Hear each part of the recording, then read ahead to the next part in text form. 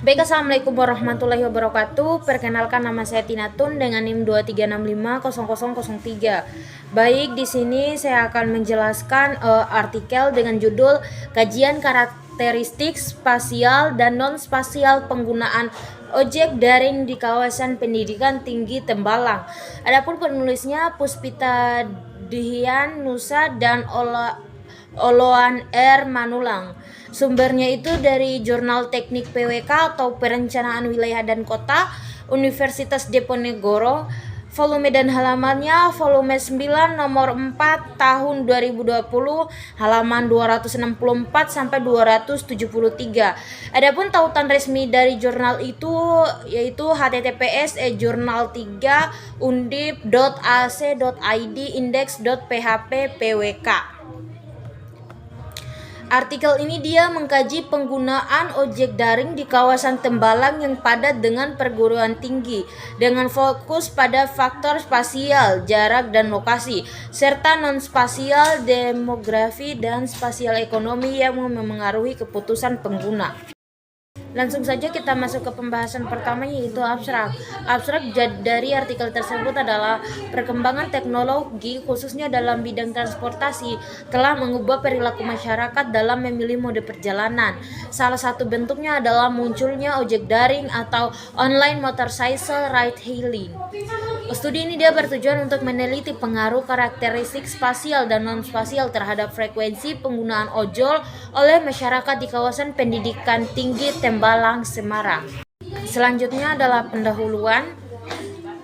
Setiap penduduk yang pesat berbanding lurus terhadap kebutuhan mobilisasi yang cukup tinggi bagi setiap individu. Pada dasarnya, seseorang tidak dapat memenuhi sebuah kebutuhannya dalam satu tempat sehingga mereka memerlukan pergerakan dari satu tempat ke tempat lainnya untuk memenuhi kebutuhannya. Guna memudahkan mobilisasi masyarakat, pemerintah telah menyediakan sarana transportasi berupa transportasi umum. Salah satu transportasi yang disediakan oleh pemerintah yaitu Trans Semarang, tetapi transportasi umum tersebut masih mampu menarik minat masyarakat dikarenakan jadwal operasi yang tidak tepat, pola rute yang memaksa terjadinya transfer, penumpang yang berlebih saat jam sibuk, dan kurangnya jaminan keamanan serta cara pengemudi dalam mengemudikan kendaraan dirasa terlalu ugal-ugalan. Dan metode penelitian ini dia menggunakan metode penelitian kuantitatif yang berdasarkan pada data-data numerik atau angka yang diolah dengan metode statistik.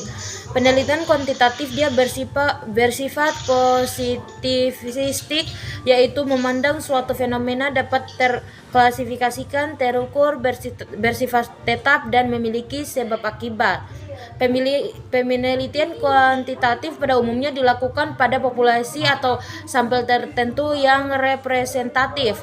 Penelitian ini dia biasanya dilakukan pada sampel yang diambil secara random sehingga hasil penelitian dapat digeneralisasikan pada populasi di mana sampel tersebut diambil. Ini teman-teman bisa lihat tabel variabel penelitiannya, variabel, subvariabel, dan value. Teman-teman bisa lihat ya. Selanjutnya poin ketiga yaitu hasil dan pembahasan. Pertama itu adalah karakteristik non-spasial penggunaan ojek daring. Mode transportasi ojek daring dia lebih banyak digunakan oleh pengguna dengan jenis kelamin perempuan daripada laki-laki. Perempuan dia lebih banyak menggunakan ojek daring karena preferensi kenyamanan, keamanan, serta memiliki tingkat fleksibilitas yang tinggi. Laki-laki menjadi kaum minoritas pengguna ojek daring karena laki-laki hanya menggunakan ojek daring saat kondisi tertentu seperti saat motor rusak di servis maupun saat menuju stasiun, terminal maupun bandara untuk tujuan pulang kampung. Jika dilihat dari segi psikologi, laki-laki lebih nyaman menyetir kendaraan bermotor sendiri daripada membonceng dengan orang lain. Di sini teman-teman bisa dilihat gambarnya. Gambar 1 jenis kelamin pengguna transportasi daring.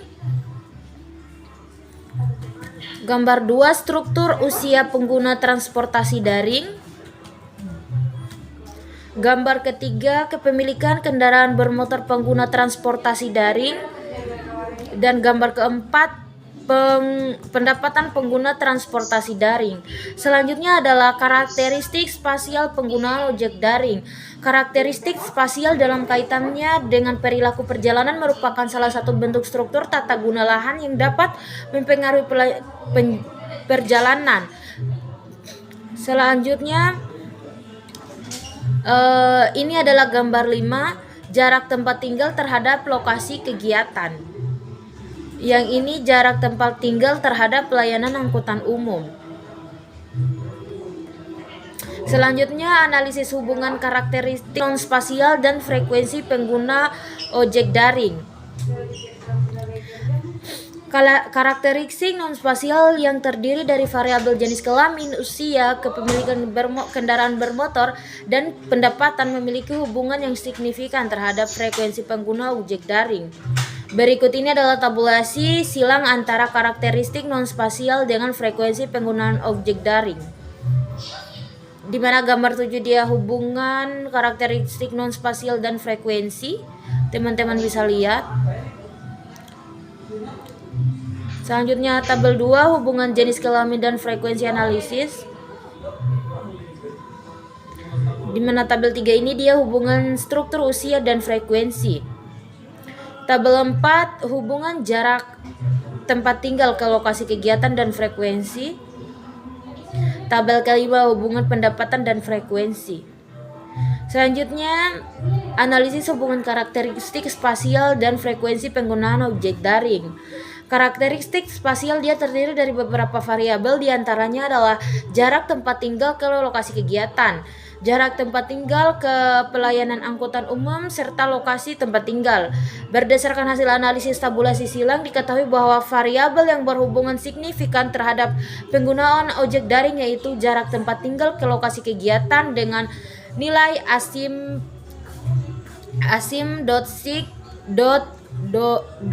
sidet kurang dari 0,05 atau sebesar 0,007. Hasil analisis tabulasi silang antara kedua variabel tersebut selengkapnya ditampilkan pada tabel yang ini ya, tabel 6.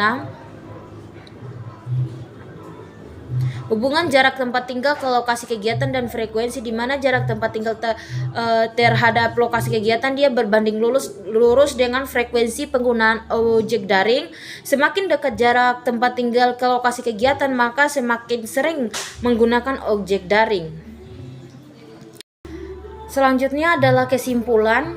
Berdasarkan hasil penelitian yang telah dilakukan, didapatkan kesimpulan bahwa karakteristik spasial yang paling berpengaruh terhadap frekuensi penggunaan modering yaitu jarak tempat tinggal terhadap lokasi kegiatan, di mana semakin dekat jarak tempat tinggal pengguna ojek daring dengan lokasi kegiatan, maka semakin sering pula frekuensi pengguna mode transportasi, sebab jarak tempuh perjalanan berbanding lurus terhadap biaya yang dikeluarkan serta waktu yang dilalui. Pengguna ojek daring yang mayoritas lebih aktif terhadap waktu perjalanan lebih memilih menggunakan ojek daring dengan jarak dekat. Adapun referensi artikelnya dia diambil dari sini, teman-teman bisa lihat ya. Mungkin itu saja penjelasan dari saya, lebih dan kurangnya mohon dimaafkan. Billahi taufiq wal hidayah. Wassalamualaikum warahmatullahi wabarakatuh.